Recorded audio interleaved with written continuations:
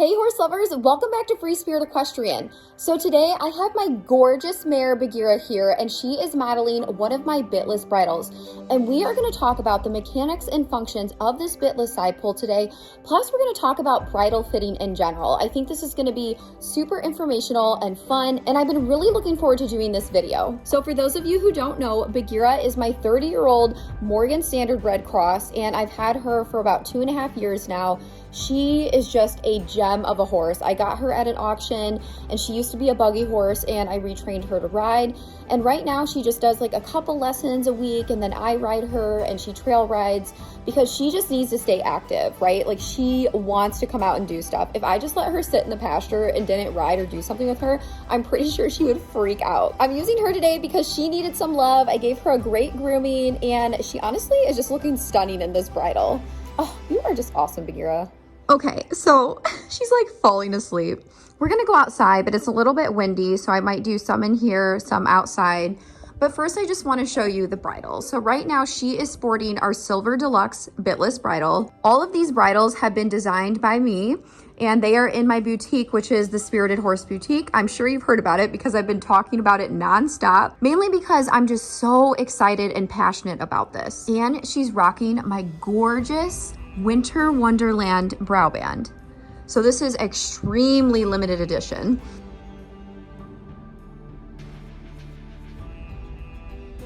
And of course I had to do a matching saddle pad because that's just the way I am. So this is our Silver Deluxe, and the difference between this one and our traditional bitless bridle is because this one has a jaw strap and then it has a padded chin strap too. It's kind of hard to see. Let me see if I can show you on this side. So yeah, that has a padded chin strap. And since there's not a throat latch, it just has one strap that's going down her cheek, down the side of her face. And of course, the noseband is padded, along with, like I said, the chin strap. And then we have the top part here, which is called the crown, and that's padded too. And we're gonna talk all about this and why I designed my bridles the way I did, and just go into more detail about not only bitless bridles, but just bridles in general. So I'm excited about this. You are stunning. I've been riding bitless basically ever since I got a horse. And what I mean by that is I literally would just put a halter and lead rope on Jiminy Cricket, my first horse, my heart horse, and just go bareback and gallop around on the trail. So I have been a bitless rider for over a decade, if that's what you want to call it. So it's just crazy, you know, fast forward years and years and years. Now I literally just have my own line. It's just incredible. When I began designing my bitless bridles, I of course had the horse in mind, but also the rider too. So I have ridden in countless different bitless bridles, and personally, I have never come across one that looks super elegant like this. Oftentimes bitless bridles, they'll either, they'll just be really simple, or they don't have the fancy stitching, or you have to add a hackamore to them, or whatever the case may be. As you can see here, these triangles are sewn directly into the bridle, so there's no loops. So it just looks really clean and elegant. So not only was I going for aesthetics, but what's most important is that it was anatomically correct for the horse, which we're gonna talk about when we discuss the fitting components of this bridle. Now I decided to go with a side pull because they are the gentlest amongst all of the bitless bridles. There are all different types of bitless bridles. You can have mechanical hackamores, you can have side pulls, like I just said, which mine are. You can even have the crisscross, Dr. Cook style. There are so many different types, but I just personally like the side pull because I think it's the most gentle. And we're gonna actually talk about the mechanics behind what it does for the horse and how they respond to that and how you communicate with them through the rein aids. All right, the wind died down, so let's go outside. Now you got those pretty ears up. Look at you. Okay, so horses have quite an intricate face, and we are just gonna be talking about the bare minimum basics when it comes to bridle fitting. There's obviously a lot of different things we can discuss, but we're gonna talk about just the main components so you understand. All right, horse lovers, so let's get into the nitty-gritty about the horse's facial anatomy structure when it comes to fitting a bridle and what's important. Okay, so I showed you the crown earlier. This is the top piece that sits on the horse's poll. So my bitless bridles have a padding. It's a Napa padding. It's very soft leather. That way they're comfortable. And my crown also has poll relief, which her ears are back right now, but if you can see, there's a cutout behind the ear. And the reason I did that is because horses have 10 muscles in their ears, and they can rotate both of their ears independently up to 180 degrees. And this helps them to listen and magnify sounds. It was important for me to put the pole relief cut back so that the horses can still move their ears freely in their bridles. You want about 2 to 4 fingers for the throat latch, preferably 4 fingers. And then with the jaw strap, you don't want it super tight. So I have 2 to 3 fingers that I can fit under my jaw strap right here, okay? So that goes for both of them. You're such a good girl. And moving back up to the top, let's talk about the brow band. So there's so many different styles. Mine is more of like a curved shape. You have straight ones, V-shaped, all different types of brow bands. You want it to sit relatively flat, but depending on your horse's forehead, it might come out a little bit. There might be more of a gap or less of a gap, but you want 2 to 4 fingers. So it's not a bad thing if your brow band, is a little farther out. This one's sitting pretty flat on her, but you also don't want it to be smushing against their face or be so far out where it's flinging up and down when you're riding them, right? We wouldn't want that. So I'd say this one is a really good fit for her, about 2 fingers. But again, you can do 4. It just depends on your brow band and your horse. I think this is the most important part of the bridle, even though they all are, the nose band. And so many people get confused about this. So let's talk about the nose band. You want your nose band for sure to sit 2 or more fingers below the cheekbone where the zygomatic bone ends, which is right here. And the reason that you want your nose band 2 fingers or more below this is because they have a very sensitive nerve right here, and it's called the infraorbital nerve. And it's full of very sensitive, intricate vessels and nerves. So you want to make sure that that nose band is not sitting on it and putting pressure. Whether it's a bitless bridle or a bitted bridle, you don't want your nose band there, okay? You don't want it in this area. You want it 2 to 4 fingers below. Now, the other issue when it comes to nose bands is people put them too low. And there's a very intricate bone. It's the tip of the nasal bone. And if your nose band sits too low and you're putting pressure, that bone could actually break off. So it is detrimental if you're putting your nose band super, super low. So for me, what I've discovered, a happy medium with these side poles, these bitless bridles, is a little bit above the corners of the mouth. So you can see here, her nose band is 2 to 3 fingers below the cheekbone. It can be 2 to 4. I have really, really small hands, so about 2 to 4 fingers. And you can see here, it's not sitting on the intricate tip of the nasal bone. That tip of the nasal bone would be like right here, okay? To be honest, when I'm seeing nose bands that are sitting really low, it's very cringe for me just because I'm thinking about that tip of the nasal bone. I'm just like, no, you gotta put it higher, okay? And then talking about your chin strap. So again, you wanna be able to fit 2 fingers, 2 to 3. Now with the bitless side poles, again, this is an essential function to have this chin strap and the nose band, but you don't want it super, super loose, but you definitely want 2 to 3 fingers. Like I can fit 2 fingers pretty easily. That way the horse can mobilize their jaw. If the horse can't open and close their mouth and mobilize their jaw, then you are affecting their entire mobilization and their entire body, because they have the hyoid bone that connects throughout the entire body. If you're messing with the movement of the jaw, you're gonna throw the entire horse off balance without even realizing it. Now I wanna talk about the mechanics of the bitless side pole and why it is the gentlest amongst all of the bitless bridles, not just in my opinion, but based off research too, and experience, of course. You have the rings on the side, okay? You don't have any leverage. And when we're talking about leverage, you have shanks on some bits or bridles or hackamores, and that gives you more leverage, which is, I don't want to say the word control because I don't really like that, but I guess you can say it gives you a little more power to leverage their head downward or back, okay? So there is 0 leverage when it comes to this. And the way the side pole works is if I ask her to move her head, she's working off the rein pressure. Now, what I like about bitless riding and bridles is it does make you communicate better with your horse and utilizing your legs, seat aids, plus your energy. Like I'm never just gonna ride in a bitless bridle and be like, I'm just using my reins to turn the horse. I'm gonna be communicating with them with my entire body, okay? Like I was saying, my seat aids, my leg aids, my energy, vocal commands, all the different components when it comes to riding my horses. The basic functions and mechanics of this side pole is when I go to turn her head, there's pressure and direction being put on the muzzle and she's gonna turn. Now she's sleeping right now, so she's not really listening. But if I go like this, she's gonna turn and come with the rein pressure. But the other great part about the side pole and what makes it so gentle is it gives an instant release. So the horse automatically understands when that rein aid is released, they understand that, okay, the pressure's gone. There is no lag time. So the communication piece is huge. So again, if I ask her to turn her head, it's instant. It's an instant release for her. So I think they're a great tool for developing younger horses. Oftentimes people will say, I don't want to ride bitless because I don't have control of my horse. I do understand that a little bit to an extent, and I'm not against bits, okay? I do want to say that I will still ride in bits because I want to fully educate my horses, and as you know, I move horses along oftentimes, so I want them to have that education. Plus, oftentimes you can't compete in a bitless bridle, which I think personally is a little bit ridiculous, but I don't really care about competing. I'm doing my horsemanship. I'm doing my own thing. I'm doing what I think is best and most beneficial, but I do know some people also like to show. So just keep that in mind. Sorry, I'm going on a little rant here, but keep that in mind. If you are gonna get into bitless bridles, a lot of places don't allow you to show in them unless you have a vet's note, which that's just a whole other can of worms, okay? I just live, like I said, in my little world over here. I do wish that the industry standard would change a little bit because I do think I would potentially be more open to showing. Not even joking, it was this year I told my students, because I do have a riding program, I said, I'm sorry girls, but we're not gonna do Western. We're not gonna do Western anymore. I'm not putting those bits in my horse's mouth. Do I think all Western bits are bad? Absolutely not. Do I think if you're a professional and you know how to use your hands and your horse is refined and trained to go in one of those bits, okay, that is wonderful. Nothing wrong with that.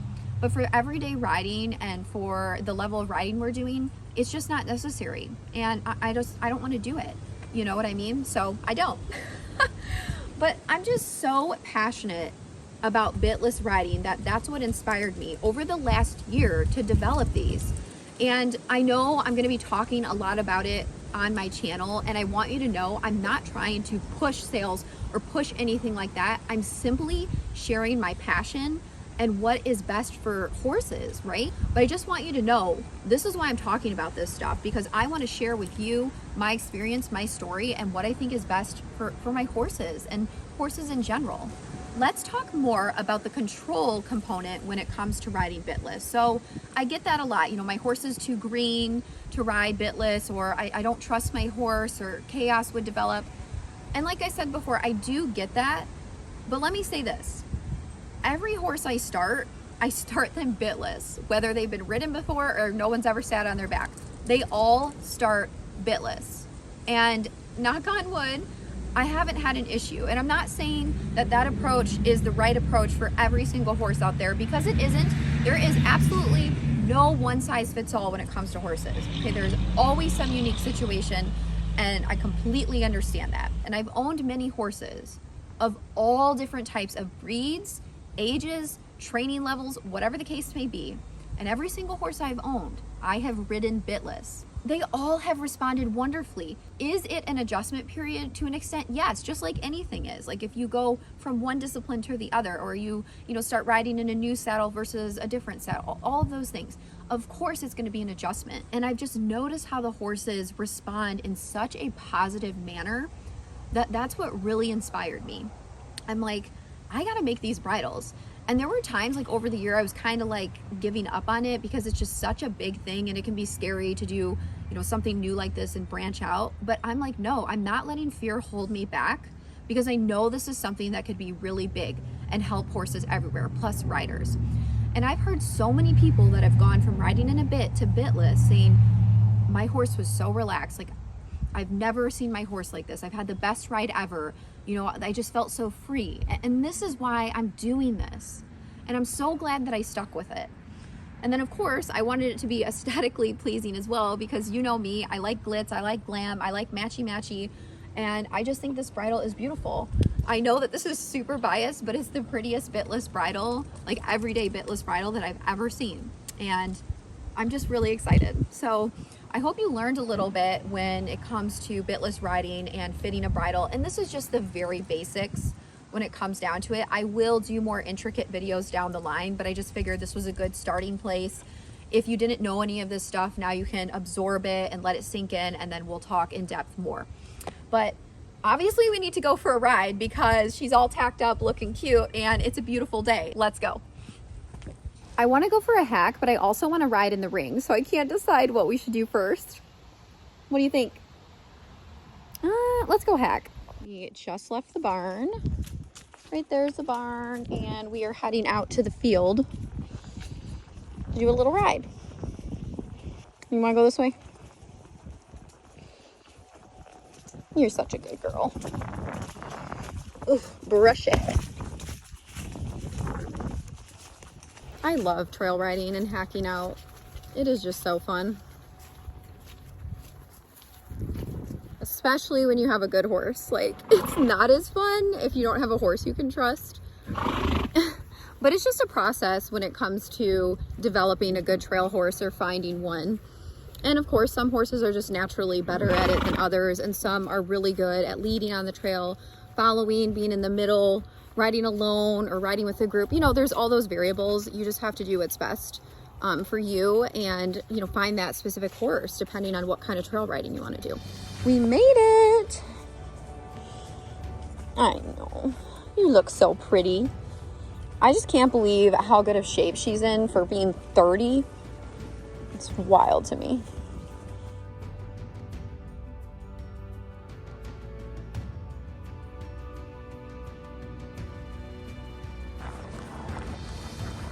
Let's test our bridle, walk slow. Oh, what a good girl. Good job.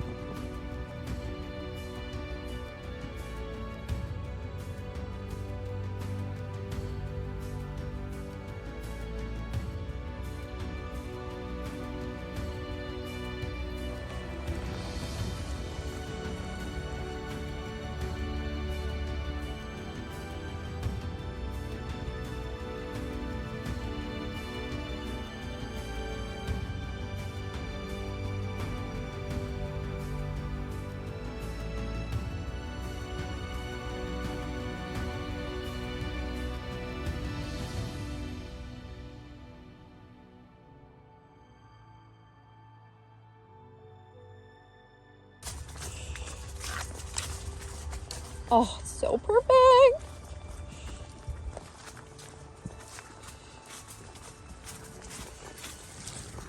Yeah, so we just fart around on these trails. They're not big trails, but it's cool that we have access, you know, to the field, and then they're just really peaceful.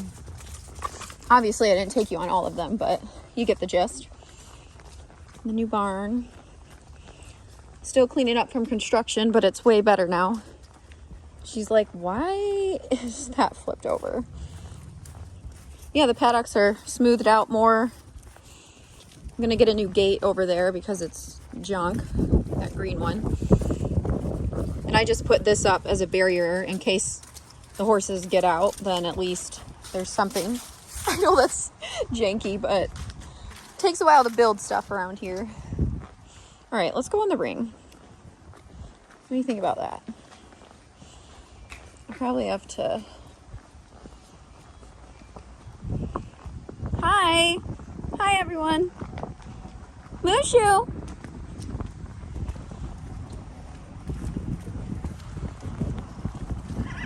Belle!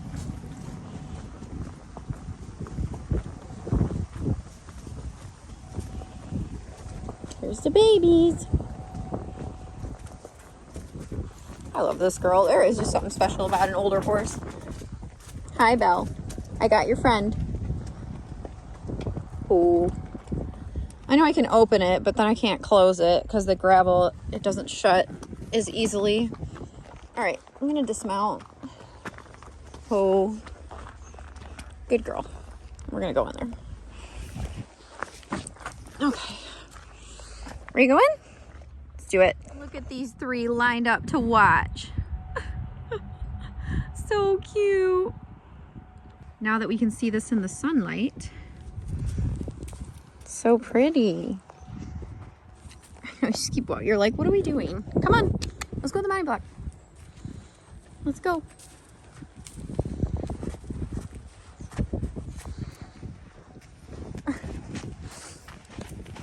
You're so sweet. I love you in this color. It's gorgeous. So one of our brow bands is the Bluebell, but it's a different kind of blue than the one she has on. It's sort of, it's not turquoise, it's just a different color. Or this one. I don't know, I love it. Looks really good on you. Hot pink also looks good on her as well. That is her main color, but we're rocking some other vibes too. It'd be nice when we go by. Huh. Oh my gosh, you're so precious. Look at these snuggies.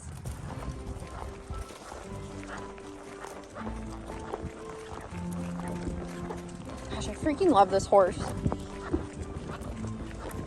It's why you're gonna stay here forever, Bagheera. Because you're too old to sell, and I would never do that to you, and I love you. Of course, I love all of them, but you know what I mean. Can't do that to her. You have earned this life and a retirement when your body tells you you're ready.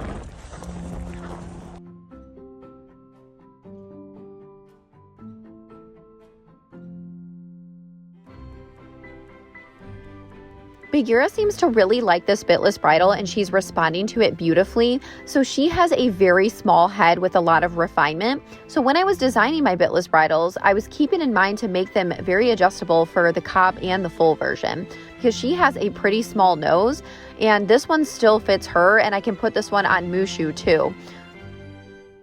Now, the reason I know that Bagheera is responding well to this bridle is because sometimes she can get very rushy and she'll hold some tension, but she is moving quite beautifully. And I can even put her all the way on the buckle, and she is just so chill. When oftentimes she's a very forward mare, always super sweet, but she can get very fast, and she is just keeping her rhythm. She seems so happy, and she's jogging around all quiet and sweet. She truly is an absolutely gorgeous mare, and she moves relatively fluidly considering she's 30 years old. And the best thing to do for Bagheera is to keep her moving. If we just let her sit, she would get very stiff. So keeping Bagheera fluid is what's best for her.